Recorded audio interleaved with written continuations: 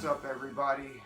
UFC 269 edition of Monday Morning Cornerman with yours truly, the Mighty Quinn, former professional fighter, 2019 Florida MMA Coach of the Year. Let's start with breaking down the co-main event. We're doing a two for today.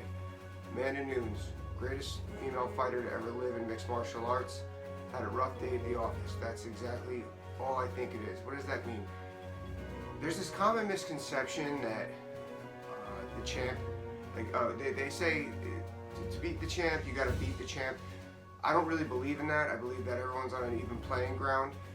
Amanda kind of ran into a wall, it looked like, in the second round yesterday.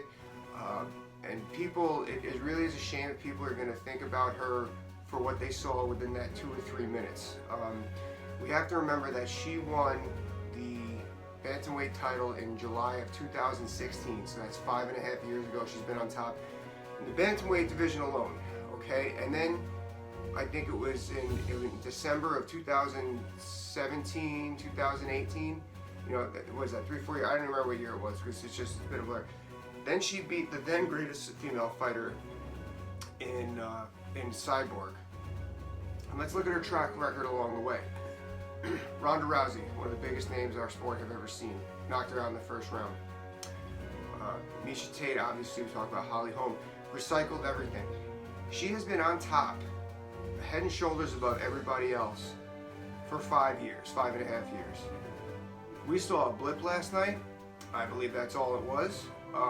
It happens, and for those of you who say it shouldn't happen at that level, I'm going to ask you to honestly tell me you've never had a bad day at work. These things happen. You know, she had a bad round, it's a bad day at work. She hit a little bit of a wall. I know I saw Josh Thompson, some people were tweeting, oh, she's a parent now, things change. Yes, things change, but I think when it comes down to the Lioness, it's game time when she's in there. And I think she hit a little bit of a wall. It happens to everybody. I've had flat weeks. I've had flat fights. I've had flat training weeks. I've had flat months. You know, it happens. We're not used to seeing it, but at the end of the day, this is a fight. We are all human, and that's why we keep watching, because we're not watching robots. We're watching humans that are imperfect go in there and try to do something spectacular. Okay? That's what we saw last night. Can't let her off the hook. We still got to break down some of the techniques that we saw. Let's start with the first round. She looked dominant. She looked like Amanda. Her body language was there. Her stance, she was moving. She looked good. Everything was good. Julianna Peña, to her credit, she did what she said she was going to do. She was going to stay in there. She did what I criticize a lot of fighters of when they're backing up. I say sometimes going forward is just standing your ground. Julianna Peña did that. It was actually pretty awesome to watch. That's why in the second round you saw Amanda was almost running into her jab, because Julianna was just standing her ground and throw it out. Amanda was kind of running into it. Amanda dominated the first round. She won. Even I was surprised that she was going to keep it on the ground. Maybe she was trying to do a statement. Whatever, it worked. Amanda's, you know, she's a black belt in judo as well. We forget that because she's got so much pop in her hands. In the corner, Mike Brown gave great advice. I felt the same way. This whole fight is 1-2. This whole fight is 1-2. I thought that was the same thing. Now, that being said, I think this is where things got a little, the adjustment got a little off for Amanda. Amanda doesn't really have what we call a straight right hand. So let's go over a 1-2. This is a 1-2. 1-2. 1-2. Okay? Going back. 1-2. All right?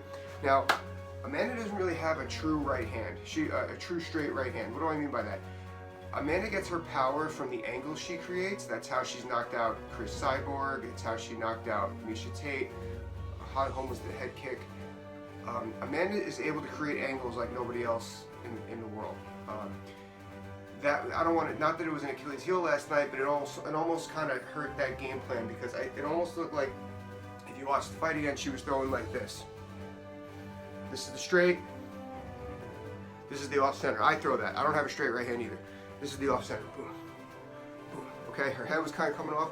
And then afterwards, it kind of looked like she was kind of going to the well with that, hoping it was going to happen. And then she was coming forward, and because Julianna was standing her ground, Amanda was running into jabs. And that was flickering things up. That was making things a little more difficult. And then to Julianna's credit, she got Amanda on her heels. I didn't really think that she stunned Amanda at first, but she got her on her heels. And then she kept peppering until she got the fight where she wanted to go. Amanda, did look like she fatigued a little bit, but then Julianna took her to the ground, And then good night Irene, sunk in the rear naked choke. Amanda handled it like a professional, both ladies did. It was hats off to the new champion. I'm really looking forward to seeing what's next for her. I think Amanda gets her rematch, and I think you're going to see a trilogy fight there even. And there's a lot for both women, a lot of money to be made. It's going to be great for the sport, and looking forward to what's next. So I'll see you with the next video on Dustin and Charles Oliveira.